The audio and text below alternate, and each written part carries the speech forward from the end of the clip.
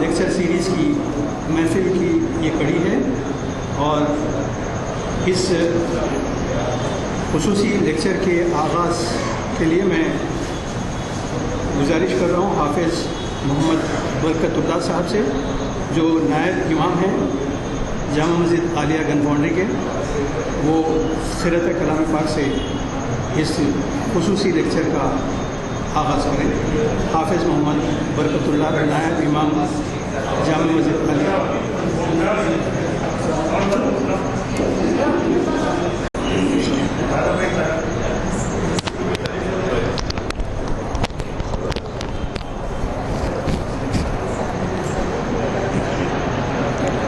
أعوذ بالله من الشيطان الرجيم.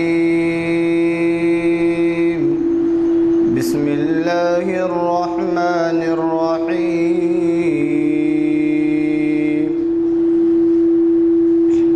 يا أيها الذين آمنوا اتقوا الله وقولوا قولا سديدا يصلح لكم أعمالكم ويغفر لكم ذنوبكم ومن يطع الله ورسوله فقد فاز فوزا عظيما.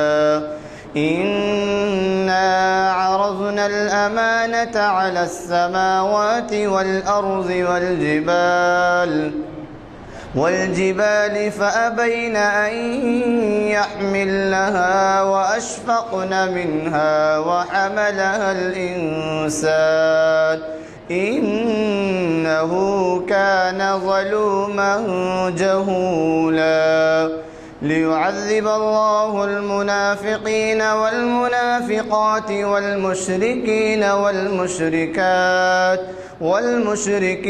والمشركات ويتوب الله على المؤمنين والمؤمنات وكان الله غفورا رحيما.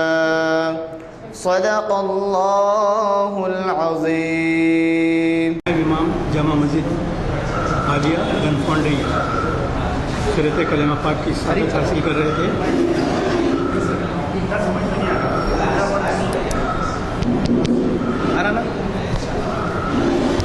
میں نے ابھی کہا کہ یہ جو آج کا خصوصی خطبہ ہے، جو ہمارے آج کے مہمان ذی وقار ڈاکٹر سید تقی عابدی پیش کرنے والے ہیں، یہ در حقیقت جامع مسجد عالیہ گن فاؤنڈری حیدرآباد میں ہر ہفتے منعقد کی جانے والی تاریخ اسلام سیریز کی ایک کڑی ہے۔ چونکہ تشہیر کے دوران اس کو محفل اقبال شناسی کے حوالے سے اخبارات میں شائع کیا گیا تھا، اس کے لیے میں اس کی وضاحت ضروری سمجھتا ہوں۔ اور سب سے پہلے میں گزارش کرنے جا رہا ہوں اس خصوصی لیکچر کی صدر پروفیسر فاطمہ بیگم پروین، سابق وائس پرنسپل و صدر شعبہ اردو جامعہ عثمانیہ حیدرآباد سے، کہ وہ شہ نشین پر تشریف لائیں۔ پروفیسر فاطمہ بیگم پروین، ابھی مجھے اطلاع ملی ہے کہ پروفیسر ایسے شبور کچھ تاخیر سے یہاں پر پہنچنے والے ہیں، لہذا میں ادباً ملتمس ہوں ہمارے آج کے مہمان ذی وقار ڈاکٹر سید تقی عابدی سے کہ وہ شہ نشین پر تشریف لائیں۔ میں ادباً گزارش کر رہا ہوں اس محفل کے روح رواں جناب غلام اعزانی سینئر ایڈوکیٹ سے کہ وہ بھی شہ نشین پر تشریف لائیں۔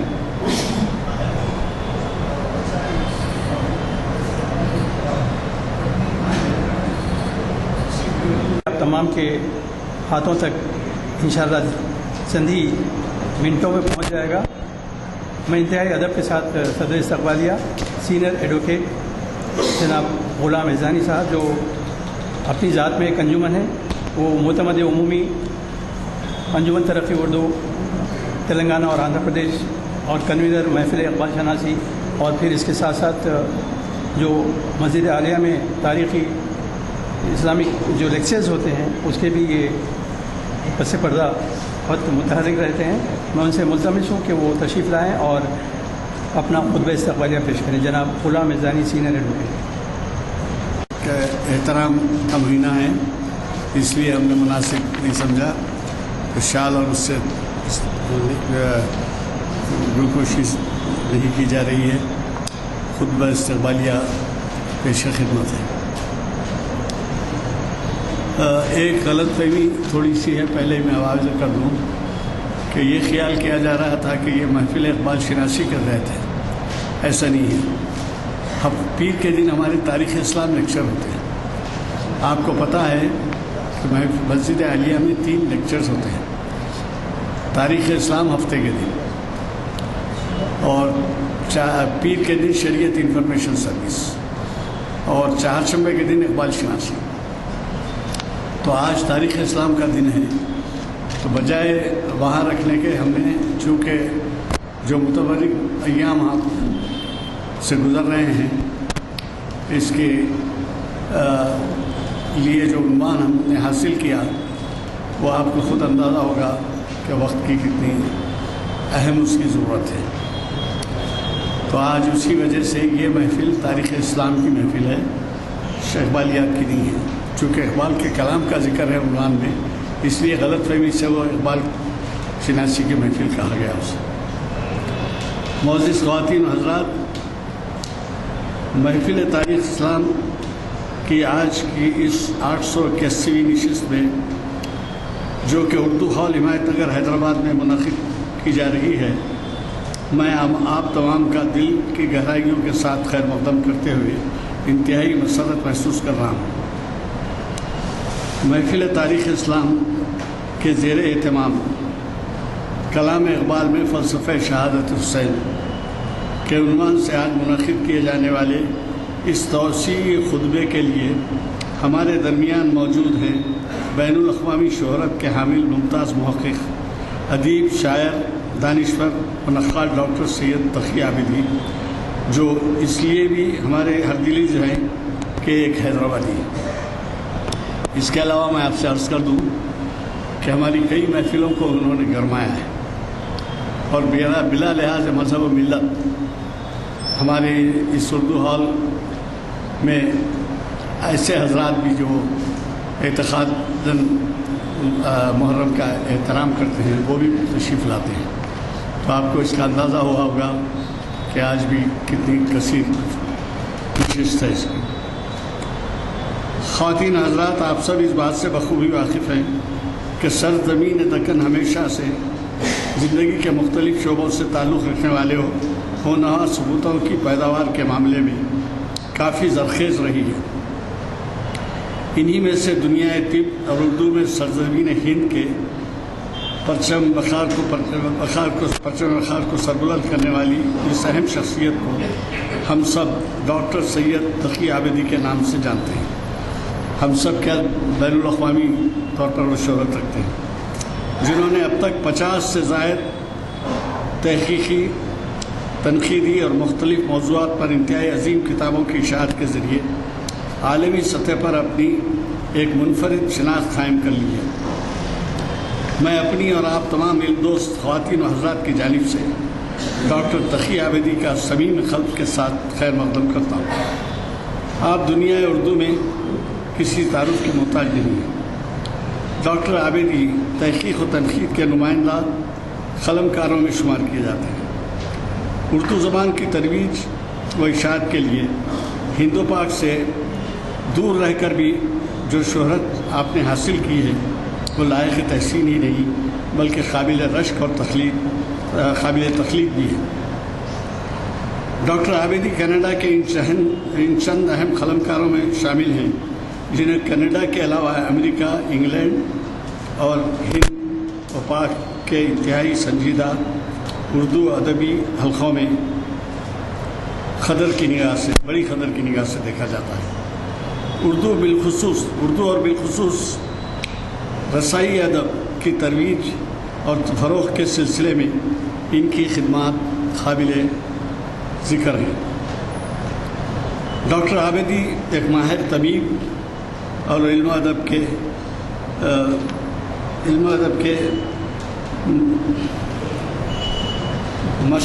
محقق اور دانشور ہونے کے ساتھ آپ اپنے تہذیبی رکھ رکھاؤ اور شائستگی کے حوالے سے بھی ایک انتہائی نفیس انسان ہے۔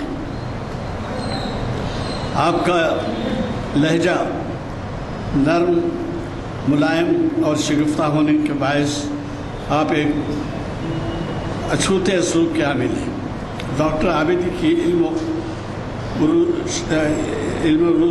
علم معنی و بیان اور فارسی زبان پر عبور حاصل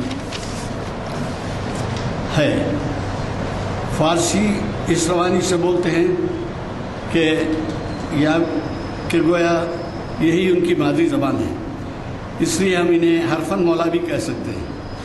موضوعات کا انتخاب، اچھوتا پن ان کی شخصیت کا ایک خاص وصف ہے۔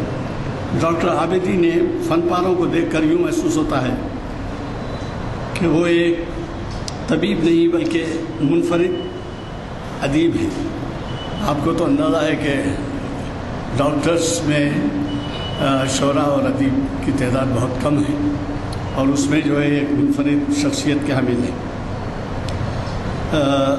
انہیں انیس اور اقبال اور فیض ان کی نت نئی دریافتوں اور فکر انگیز تجربوں میں شامل ہیں۔ ان گرا قدر شخصیات کے علاوہ ڈاکٹر عابدی نے انشاء اور فانی کو بھی اپنی تحقیق کا موضوع بنایا۔ انہیں تلخیص سے بھی گہرا شغف اور دلچسپی ہے۔ ڈاکٹر عابدی کے اہم تصانیف میں جوش مودت، گلشن رویا، اقبال کے عرفانی زاویے، انشاء اللہ خاں، انشاء، رموز شاعری، اظہار ڈاکٹر عابدی کے اہم تصانیف ہیں۔ ہوش، مودت، گلشن رویا، اقبال کے عرفانی زاویے، انشاء اللہ خاں، انشاء، رموز شاعری، اظہار حق، نظم مرزا و دبیر، طالع مہر، تجزیہ یادگار انیس، مصنوعات دبیر، مقافات نجم، روشن انقلاب، چنگر آیت، روایات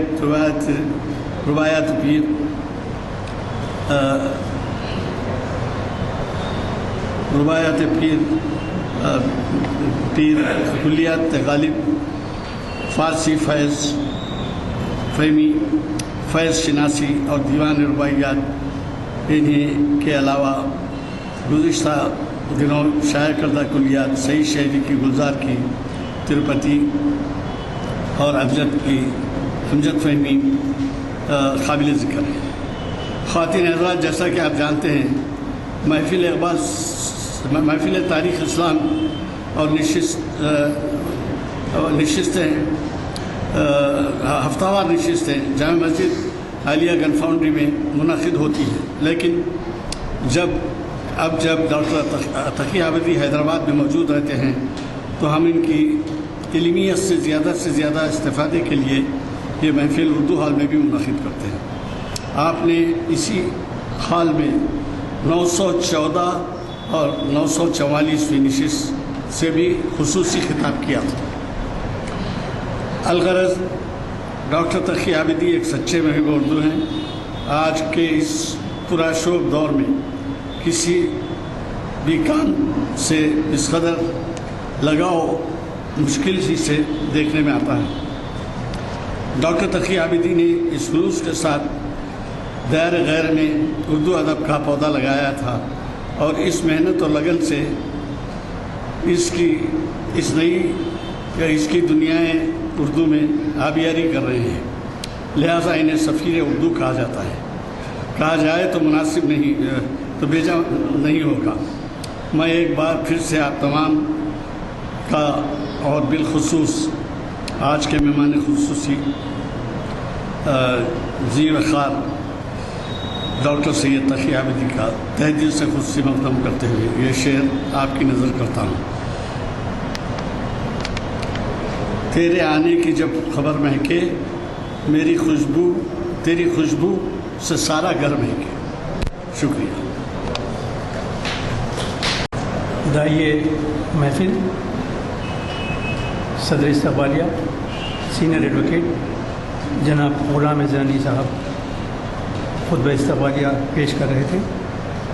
خواتین حضرات، جیسا کہ انہوں نے کہا، کلام اقبال میں فلسفے شہادت امام حسین آج کا موضوع ہے، اور آج کے اس پرآشوب دور میں پیام حسینی کی جو اہمیت و افادیت ہے اس کا ذکر آج دن میں 11:30 بجے سے میڈیا پلس آڈیٹوریم میں منعقد ہونے والے توسیع خطبے میں اپنے فکر انگیز خطبے کے ساتھ تقی عابدی نے اس کا احاطہ کیا تھا، اور اب چند ہی لمحوں بعد وہ آج کے اس موضوع پر کلام اقبال میں فلسفہ شہادت امام حسین پر اپنے خیالات پیش کریں گے۔ اس سے قبل میں بتانا چاہوں گا کہ 1914 میں جب تحریک آزادی عالمگیر جنگ کے سبب اپنے شباب پر تھی، جوش نے دوسرا مرثیہ حسین اور انقلاب لکھ کر قوم کو امام حسین کے کارناموں سے واقف کروایا، اور یہ مرثیہ بہت ہی مقبول ہوا، اور اس کے چند بند زبان زد خاص و عام ہیں۔ انہوں نے کہا، تاریخ دے رہی ہے یہ آواز دم بدم، تاریخ دے رہی ہے یہ آواز دم بدم، وقت ثبات و عزم ہے وقت بلا و غم، صبر مسیح و جرت سقراط کی قسم، اس راہ میں ہے صرف ایک انسان کا قدم، جس کی رگوں میں آتش بدر و حنین ہے، جس سورما کا اس میں گرامی حسین ہے۔ اب میں انتہائی ادب کے ساتھ آج کے مہمان ذی وقار ڈاکٹر سید تقی عابدی سے ملتمس ہوں کہ وہ آئیں اور اپنا توسیع خطبہ پیش کریں، کلام اقبال میں فلسفہ شہادت اور امام حسین۔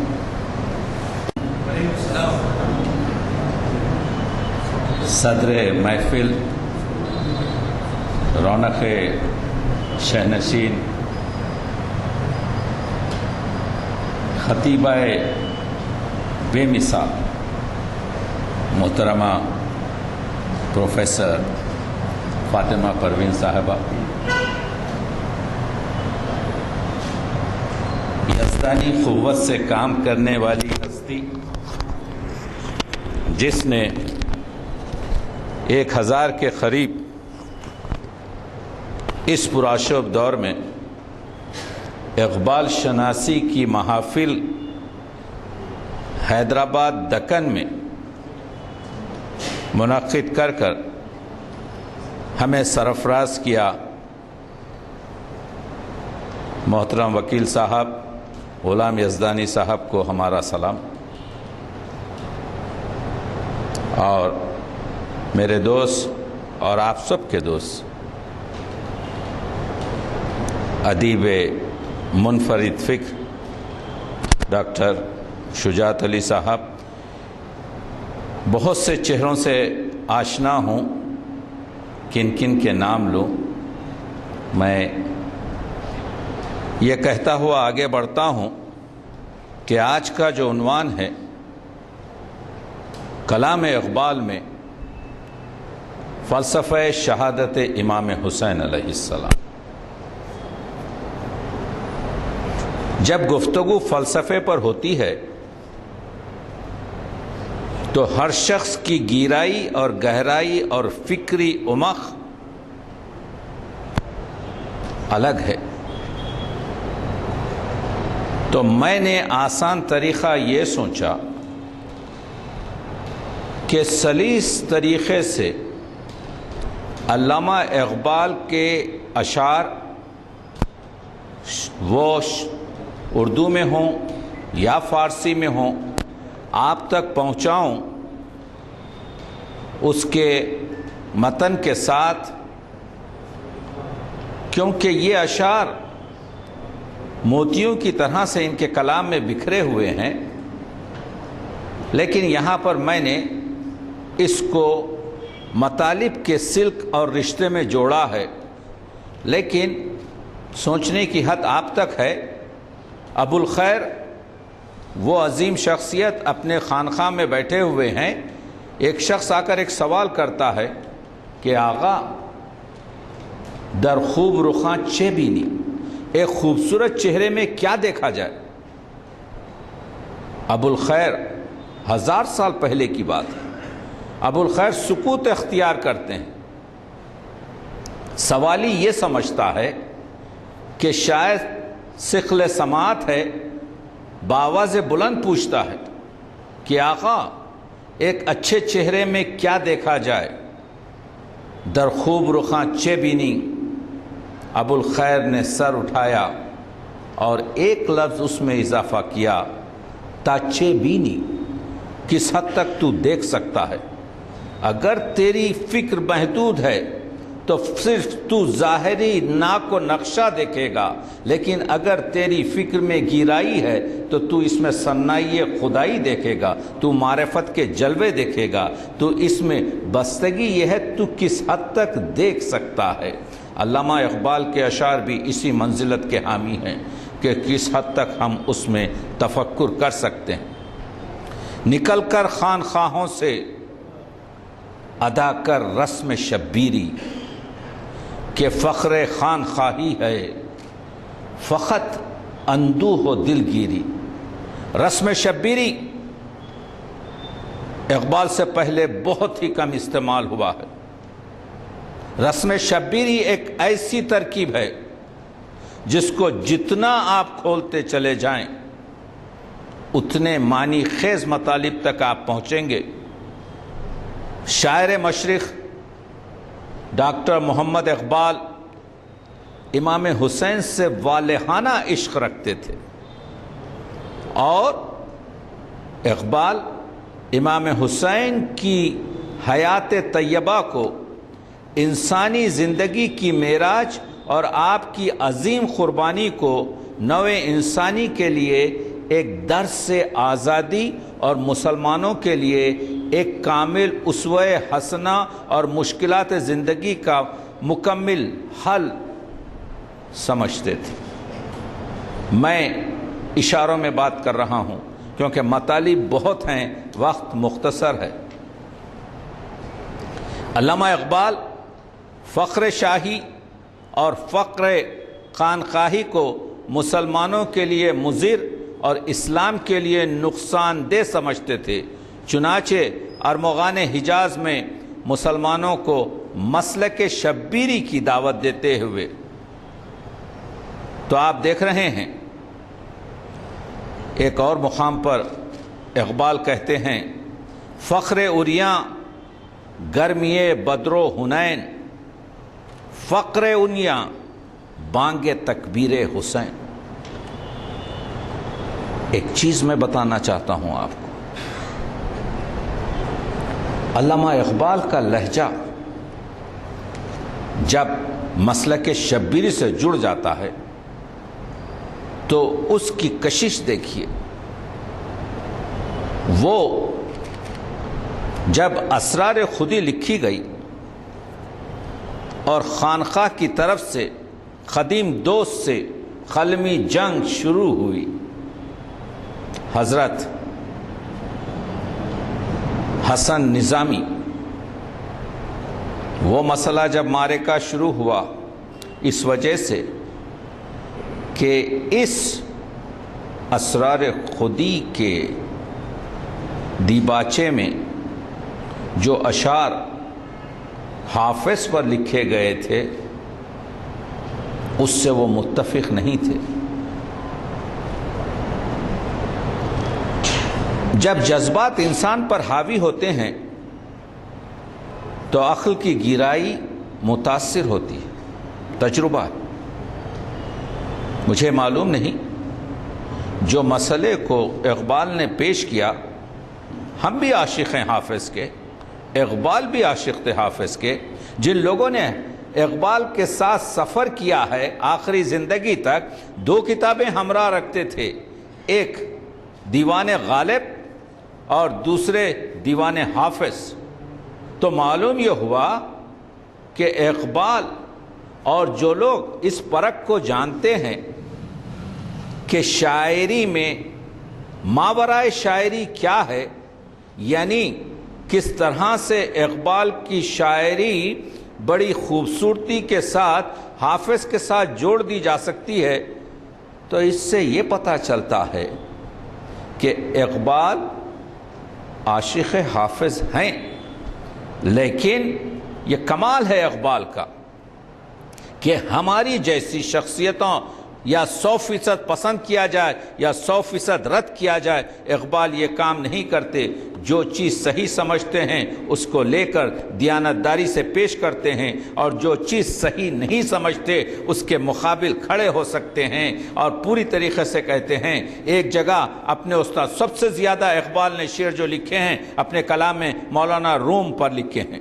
دوسرے نمبر پر اگر کسی پر سب سے زیادہ شعر لکھے ہیں تو وہ ٹیپو سلطان پر لکھے ہیں۔ لیکن میں یہ بتانا چاہتا ہوں کہ علامہ اقبال نے اپنے استاد کو حدیث بے خبر کہا۔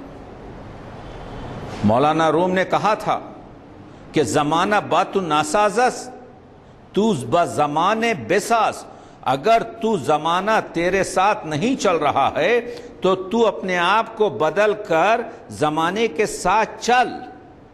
لیکن اقبال نے کہا حدیث سے بھی خبرانس کہ زبا زمانے بساز، یہ بے خبروں کی گفتگو ہے کہ تو زمانے کے ساتھ چل۔ زمانہ باتو نہ سازت تو بزمانے ستیز، اگر زمانہ تیرے ساتھ نہیں چل رہا ہے تو زمانے سے لڑ کر زمانے کو اپنی طرح سے کر دے۔ آپ نے دیکھا پیر اور مرید کے اس سلسلے میں آپ کیا فرماتے ہیں؟ 180 درجے کا دونوں میں تفاوت۔ تو یہاں پر اقبال کی فکر معلوم ہو رہی ہے کہ اقبال جس کو اپنا رومی کو مرید کہتا ہے، اقبال نے تعریف کی ہے۔ آپ جانتے ہیں کہ جب رومی اور رازی کی گفتگو کہتے ہیں تو اقبال اس چیز سے جمال عشق و مستی نئے نوازی، جلال عشق و مستی بے نیازی، کمال عشق مستی ظرف حیدر، زوال عشق و مستی حرف رازی۔ رازی کی جہاں پر تعریف کرتے ہیں، یہاں پر جس چیز کو وہ پسند نہیں کرتے اس کو زوال کہتے ہیں۔ یہ میں نے مقدمہ یہاں پر اس وجہ سے رکھا ہے کہ یہ اقبال کا اندیشہ ہے۔ اسی وجہ سے اقبال آج پوری دنیا میں ایک ستارے کی مانند روشن ہے۔ تو جب اقبال نے کہا کہ تیر و سنان و خنجر و شمشیر معرزوس، بمن میاں کے مسلک شبیر معرزوس، یعنی میری آرزو تیر ہے، برچھی ہے، خنجر ہے، شمشیر ہے، یعنی میں چاہتا ہوں کہ راہ شہادت اختیار کروں، تیر کی بوچھار ہو، شمشیر سے مجھ پر زخم طاری ہوں، خنجر کے تحت تلے میری گردن قرار دی جائے۔ بمن میاں کے مسلک شبیرم آرزوس، اے نام نہاد مسلمان میرے ساتھ مت چل، کیونکہ میری آرزو یہ ہے کہ میں مسلک شبیری اختیار کروں، امام حسین علیہ السلام کی طرح سے اس جادے، اس راہ پر چل کر اپنے آپ کو پوری طریقے سے قربان کروں۔ تو آپ نے دیکھا کہ اقبال یہ جو شعر ہیں، آگے بڑھ کر میں بتاتا ہوں کہ علامہ کہتے ہیں وہ جو اقبال کی خوبصورت فارسی میں جو نظم ہے جس کا عنوان ہے کہ درمانی حریت اسلامیہ، پروفیسر صاحب تشریف لا چکے ہیں، ہم آپ کے شکر بھائی، ہم آپ کے مشکور ہیں۔ درمانی حریت اسلامیہ وہ سر حادثہ کربلا، یہ عنوان رکھا اقبال نے، اور اس میں ایک عجیب پیٹرن استعمال کیا کہ 7-8 شعر پہلے دیباچے کے طور پر لکھے، اس کے بعد ایک رخ لیتے ہیں۔ میں کیونکہ ہمارے پاس وقت اتنا نہیں ہے، میں صرف اہم چیزوں کی طرف آپ کا لکھتے ہیں کہ زندہ حق از قوت شبیری است، باطل آخر داغ حسرت میری است، بحر حق در خاک و خون غلطی داس پس بنائے لا الہ گردی داس۔ اقبال کی شاعری کا ایک مسئلہ یہ ہے کہ اقبال اگرچہ کہ فلسفیانہ شاعری کرتے ہیں، فلسفے میں جب شعر میں فلسفہ آتا ہے تو ضرورت نہیں ہوتی شاعر کو اس کو منطق سے جوڑنے کی۔ فلسفہ یہ ہے کہ اس چیز کو وہ جانتا ہے اور آپ تک پیش کرتا ہے، منطق جب آتی ہے تو دوسری طرف رخ کرتی ہے۔ اقبال یہاں پر استعمال کرتے ہیں بحر حق در خاک کے خون غلطی داس، زندہ حق از قوت شبیریس، یہ جو حق ہے، یہ جو اسلام ہے، یہ جو سچائی ہے، یہ اگر زندہ اگر ہے تو یہ حسین کی شبیر کی قوت کی وجہ سے ہے۔ باطل آخر داغ حسرت میریس، جس نے باطل کو پوری طرح سے آپ کے نابود اور ختم کر دیا۔ بحر حق، اسلام کی خاطر، حق کی خاطر، در خاک و خون غلطی داس، امام حسین نے اپنے خاک اور خون میں اپنے آپ کو غلطیدہ کیا، پس بنائے لا الہ گردی داس۔ اسی لیے تو کہتے ہیں کہ امام حسین نے لا الہ کی بنیاد میں بھی اپنا رکھا، وہی 700 سال پہلے جو خواجہ اجمیری نے کہا تھا۔ انہوں نے ایک اور طریقے سے کہا تھا، سرداد ندا دست در دست یزید، حقا کے بنا لا الہ است حسین۔ وہ جو مصرع ہے وہ قیامت خیز مصرع ہے، سرداد ندا در دست یزید، یعنی وہ پوری طریقے سے ہر شاعر کو اختیار ہے جس طرح سے بات کرے۔ میں یہاں پر مسئلے کو آگے لے کر اس وجہ سے بڑھ رہا ہوں کہ یہ عالموں کی محفل ہے اور یہاں پر سطح کو تھوڑا سا بلند ہونا چاہیے۔ میں بتانے کی کوشش یہ کر رہا ہوں کہ 700 سال پہلے خواجہ اجمیری نے پہلے 2 مصروں میں تو حسین کی عظمت کو بیان کیا، لیکن اصلی میں تیسرا مصرع ہے اس نے پوری طریقے سے بتایا جو واقعہ ہوا اور نتیجہ، حقا کے بنا لا الہ است حسین۔ اب وہ تحقیقی مسائلوں کو رکھیے، یہ شیروانی جو میں پہنا ہوا ہوں اس وقت تک میری ہے جب تک کہ کوئی ثابت کر دے کہ یہ شیروانی آپ کی نہیں ہے۔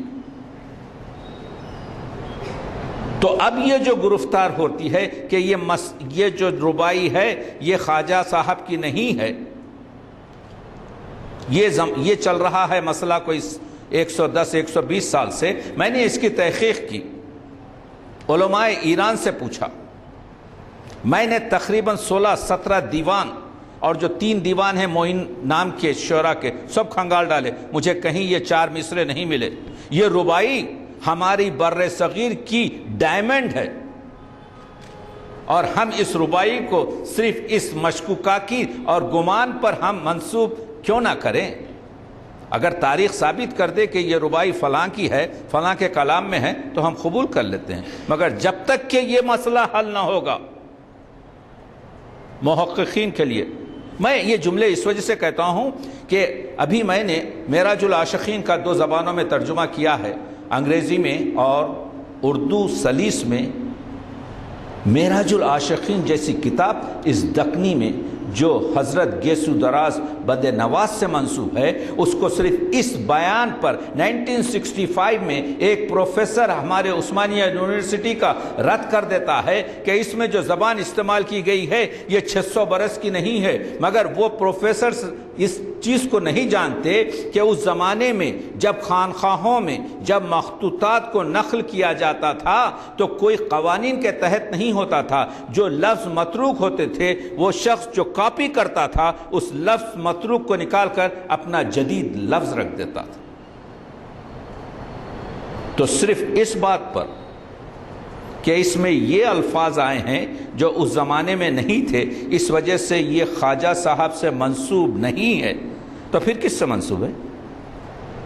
ہم نہیں جانتے کس سے منسوب ہے۔ تو الفاظ کے بدلنے سے، ہاں گزشتہ 80 سال سے 120 سال سے یہ قانون چل رہا ہے کہ اب ہمارے پاس فوٹوگرافی آ گئی ہے، ہمارے پاس جو مخطوطہ ہے اس میں کسی قسم کا، قرآن مجید میں کسی قسم کا اعراب کا ہم کو حق نہیں ہے، لیکن جہاں تک کہ مخطوطات ہیں مطرود الفاظ کو استعمال کیے گئے۔ میرے پاس 3 یا 4 مخطوطے ایسے ہیں جس میں الفاظ جدا جدا ہیں، وہی مخطوطہ ہے۔ اس وجہ سے میں عرض کر رہا ہوں کہ اس طرف توجہ دیکھیے کہ یہ جو عظیم ترین 700 سال سے منسوب ہے، اقبال اسی کی تائید کر رہے ہیں۔ علامہ اقبال فرماتے ہیں کہ 7-8 شعر امام حسین کے سر حادثہ کربلا رکھا نام، یعنی حادثہ کربلا کے رموز، دیگر دانائے راز آیت کے نایت۔ اقبال جو اتنا منکسر المزاج ہے، وہ اپنے پر اس قدر بالیدہ ہوتا ہے کہ شاید یہ راز کہنے والا پھر تمہیں میسر ہو یا نہ ہو۔ میں کہوں گا 80 سال کے قریب ہو رہے ہیں، ابھی تک تو کوئی دانائے راز نہیں آیا۔ وہ اقبال آگے بڑھ کر جس طریقے سے امام کا تعارف کرواتا ہے، امام عاشقاں پورے بطول، سرو آزاد زبستان رسول، پہلے ہی شعر میں عرض کر چکا ہوں کہ حسین کا تعارف رجز جو پوری طریقے سے مرثیے میں بیان کیا گیا ہے، حسین جس پہ افتخار کرتا ہے، حسین جس کو مسلسل کہتا ہے کہ میں نواس رسول ہوں، امام عاشقاں، عاشقوں کا امام ہے، بطول کا بیٹا، جو سرو آزاد زبستان رسول، جو رسول کے باغ کا یہ آزاد قسم کا یہ خوبصورت سرو ہے، اللہ اللہ بائے بسم اللہ پدر، اللہ اللہ یہاں پر یعنی عظمت کے لیے حرف ندا طور پر استعمال کیا گیا ہے کہ دیکھو اس کی منزلت، اس طرف جڑا ہے رسالت مآب سے، ختم الانبیاء سے، رحمت للعالمین سے، اور ادھر باپ ہے اللہ اللہ بائے بسم اللہ پدر، مانیے ذبح عظیم آمد پسر۔ ایک طرف آیت قرآن کا حوالہ کرتا ہے۔ کلام اقبال مشکل اس وجہ سے ہے کہ اقبال نہ صرف اشارے قرآن کی آیتوں کے فقرے یا الفاظ یا ترجمے سے فائدہ اٹھاتے ہیں، بلکہ تلمیحات اور احادیث جو ہیں اس کو جوڑتے ہیں۔ پہلے مصرے میں کہہ دیا کہ بائے بسم اللہ پدر، جو سمجھ نہ سکے، اس مصرے کی لذت سے واقف نہیں، حضرت علی نے فرمایا تھا کہ جو کچھ بھی قرآن مجید میں ہے وہ بسم اللہ الرحمن الرحیم میں ہے، اور جو کچھ بھی بسم اللہ الرحمن الرحیم میں ہے وہ بسم میں ہے، اور جو کچھ بھی بسم میں ہے وہ لفظ بے میں ہے، اور انا نقطہ تحت البا، اور میں وہ نقطہ ہوں جو بے کے نیچے دیا گیا۔ اقبال اس فقرے کو یہاں پر استعمال کر رہے ہیں کہ اللہ اللہ بائے بسم اللہ پدر، مانیے ذبح عظیم آمد پسر، اور وہ جو قرآن کی آیت ہے جس کا ترجمہ یہ ہے کہ ہم نے اس قربانی کو ذبح عظیم سے بدل دیا ہے۔ جب حضرت اسماعیل کے گردن پر چھری چلی، چھری کا نشان تو بنا لیکن ذبح نہیں ہوئے، تو قرآن نے کہا مایوس ہونے کی بات نہیں ہے کہ ہم نے ذبح عظیم، تو اس کے بعد جو آئی ہے تو وہ پھر حضور کا نواسے نے اپنی گردن مانیے ذبح عظیم آمد پسر۔ ایک اردو میں ایک شعر اسی کی تفسیر بنا کر پیش کیا، غریب و سادہ و رنگی ہیں داستان حرم۔ ایک ایک لفظ دیکھیے اقبال کا، غریب و سادہ و رنگی ہے داستان حرم، نہایت اس کی حسین ابتدا ہے اسماعیل۔ وہ ابتدا تھی، ذبح عظیم انتہا تھی، نہایت لفظ فارسی کے معنی میں استعمال کیا گیا ہے۔ اقبال کا کمپلیکس ایک اور ہے اردو شاعری میں کہ اقبال فارسی کے لفظ کو فارسی کے معنی میں استعمال کرتے ہیں جو دوسرے. اگر میں کہوں آپ مجھے ایک پھول دیں، آپ یہ کہہ سکتے ہیں مجھے پھول دیں. میں کہوں آپ مجھے گل دیں، یہ مستحسن نہیں ہے. آپ کہہ سکتے ہیں گلے تر دو، گلے خوشبو دو، لیکن فارسی مجرد لفظ کا استعمال کرنا فارسی کے معنی میں جائز تو ہے، لیکن اقبال معنی کے لیے چاہتے ہیں. اسی وجہ سے کہا تھا کہ اگر میں خواجہ حسن نظامی کی طرح سے نثر لکھ سکتا تو کبھی شاعری نہیں کرتا، لیکن کیونکہ میری اس قوم کو ذوق ہے شاعری کا، اس وجہ سے میں اپنے مطالب کو شاعری میں پیش کر رہا ہوں. اور آپ کو میں یقین دلاتا ہوں اگر علامہ اقبال فارسی کی نثر لکھتے تو ہم نثر پڑھنے والے کہاں ہیں؟ ہماری تو رگوں میں صرف جو شاعری کا بہتا ہے. اقبال کی اتنی پاپولیرٹی نہیں ہوتی تھی. آج میں سن رہا تھا صبح پروفیسر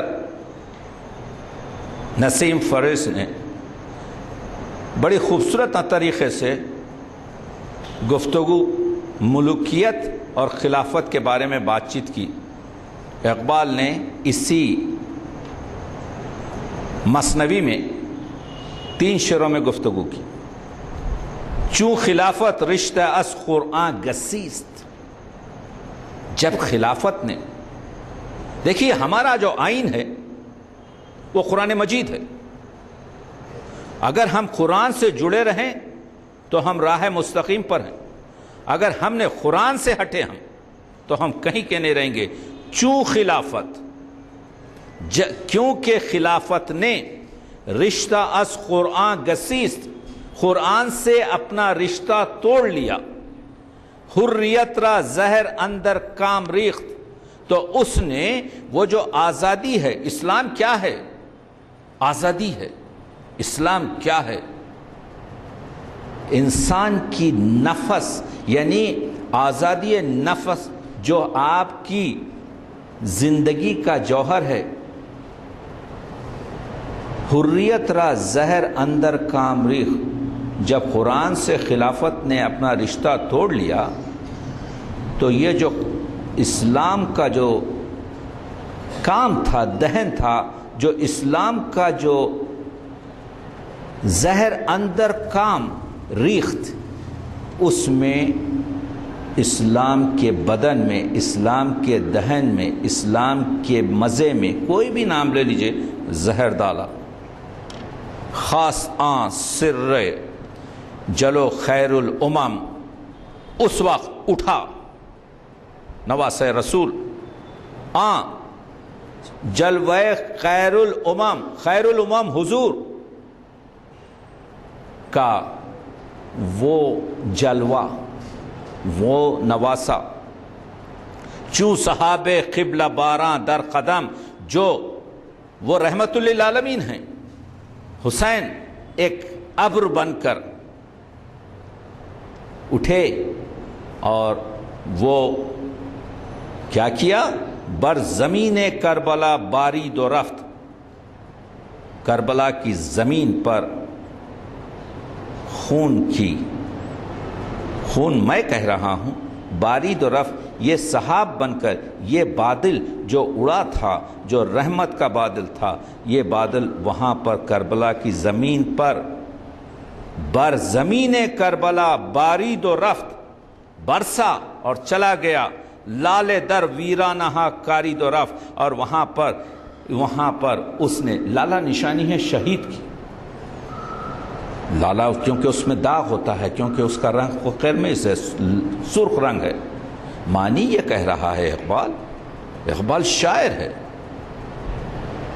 کہ جب خلافت نے قرآن سے رشتہ توڑ لیا، جب خلافت ملوکیت میں تبدیل ہو گئی، تو وہ خیر الامم، وہ دین محمدی کا نواسا اپنی جگہ مدینے سے اٹھا اور کربلا پر بادل آیا، اور کربلا پر اپنے خاندان کے خون سے نشاور کر کر وہاں پر شہیدوں کو اس خاک میں پیوست کر کر تا قیامت خط استبداد کر قیامت تک حسین نے یہ جو ظلم تھا، استبداد تھا، اس کو کاٹ دیا، موج خون اون چمن ایجاد کر، اور یہ حسین کے خون کا فوارہ تھا، خون کی موج تھی جس نے یہ اسلام کے چمن کو پوری طریقے سے رونق دے دی۔ اقبال پڑھ رہا ہوں، فلسفہ شہادت حسین پڑھ رہا ہوں، ایک ایک مصرے میں علامہ اقبال معنی کو سمو رہے ہیں۔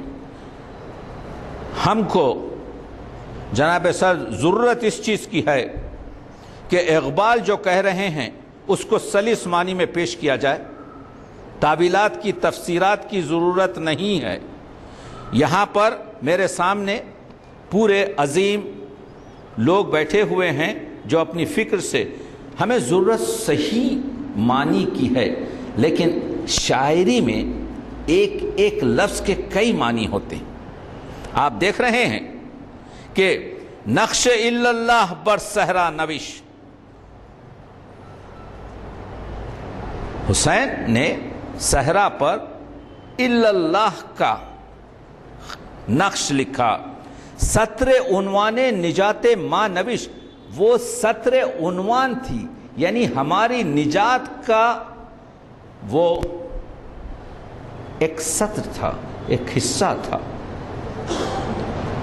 اور آگے بڑھ کے کہتے ہیں دشمنا چون ریگ صحرا لا تعد، کربلا کے میدان میں امام حسین کے دشمنوں کی تعداد ریگستان کے ریگ کے ذروں کی طرح سے بے شمار تھی۔ دشمنا چون ریگ صحرا لا تعد، دشمن جو آئے تھے حسین پر وہ ریگ صحرا کی طرح سے لا تعد تھے، بے شمار تھے۔ دوستان اون با یزداں ہم عدد، کمال ہے۔ یزداں جو جس سے ہم نے بہت سے مشتقات لیے ہیں، یزداں کو اگر آپ دیکھیں تو 72 بنتے ہیں نمبر۔ یہ زید دال الف نون کے اگر عدد جمع کریں تو اس سے آپ کو حاصل آئے گا 72۔